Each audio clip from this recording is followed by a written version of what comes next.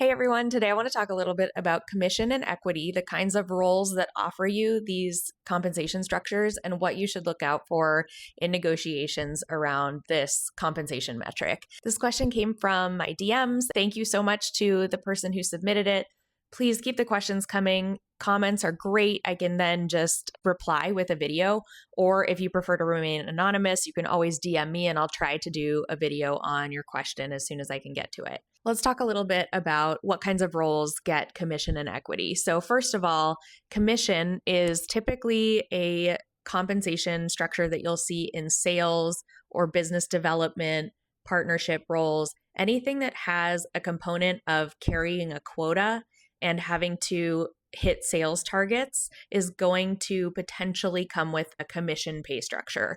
So typically for a business development or sales role, you will have a base salary, so something that you're getting paid regularly on no matter what your performance is. And then you'll have commission, which is a variable component where depending on how much you sell and what product lines you're incentivized on or what territories you have, how those perform dictate how much of that variable compensation you actually get. This is why so many people find sales roles appealing, but also they are higher risk. So you can have a blockbuster year and way outperform your quota.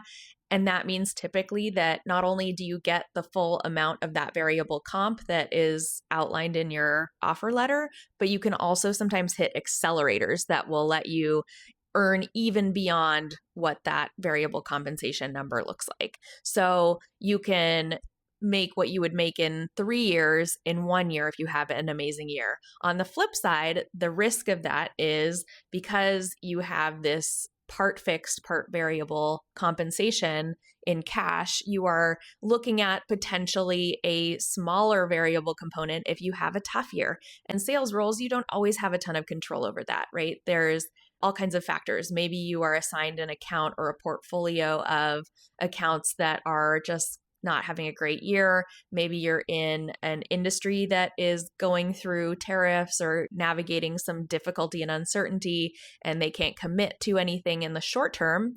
So you might spend a year or even 2 years building relationships. And then, by then you won't have been able to maybe demonstrate results that your leadership team can see, right? So that puts you at risk in terms of job retention, but also in terms of earning potential. You can always then theoretically make it up when those accounts come to fruition, but there's no guarantee, right? So it's higher risk, higher reward. Personally, I'm a little more risk averse than your average account executive. So I really love business development because it kind of gives me the best of both worlds. It gives me a higher base that I can count on, but it also gives me a chance to have a share in the commission so that if I'm really effective at helping our partners sell our software, then I have a chance to share in the commission and feel the impact of my work directly. Commission is typically a percentage of your base salary. So the higher you can negotiate your base salary, even by a couple $1,000s a year, the more of an effect that will have on your commission as well. And I definitely recommend when you're negotiating for a sales or business development role that includes commission to think about the incremental impact that any amount of base salary increase will have. So just always make sure that you're negotiating and of course staying within reason, within what the market's offering, but make sure that you're not leaving money on the table when it comes to base salary. Now let's talk about equity. So equity is a form of compensation that is typically offered to people working for technology companies or people in senior leadership at any other kind of firm. What equity means is that you basically have a share in the company. So a company can offer this in a couple of different ways. Most common one is RSU or restricted stock units. Basically, those are shares that vest or become yours over a period of time on a set schedule. Typically, a tech company will make you wait for a year. It's called a year cliff.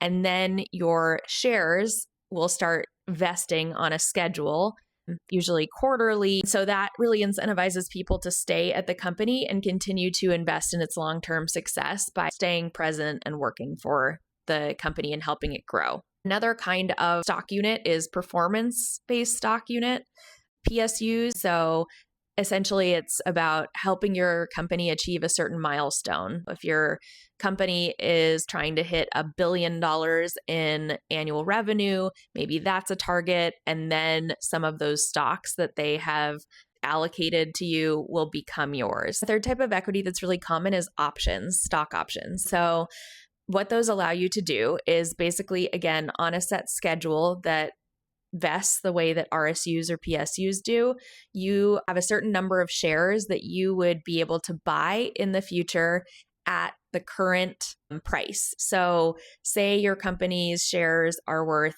$10 when you are able to purchase them, those options become yours. And then there's a liquidity event 3 years later, those shares are suddenly worth $70, then you can typically do a transaction where you buy your shares and sell at the same time. So there's no money out of pocket for you. And you would basically make $60 per share, right? Because you are spending 10, the share is worth 70, $60 is the difference. So that can be a really exciting and lucrative option as well.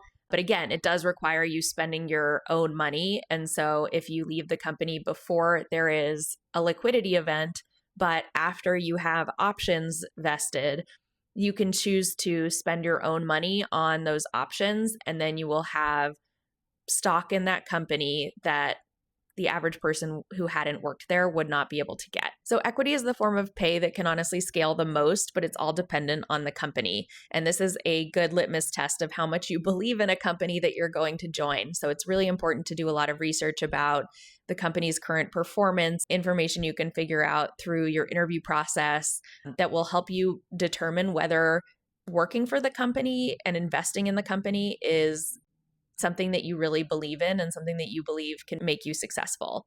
I would say of all the compensation types, equity is the one that you should prioritize. If you have to get a slightly lower base and lower commission percentage because you're negotiating higher equity, I think that's a trade-off that if you really believe in the company is a good one to make. I know this is all very complicated and it's very personal. If you have any questions, let me know and I'm happy to do a deeper dive on anything.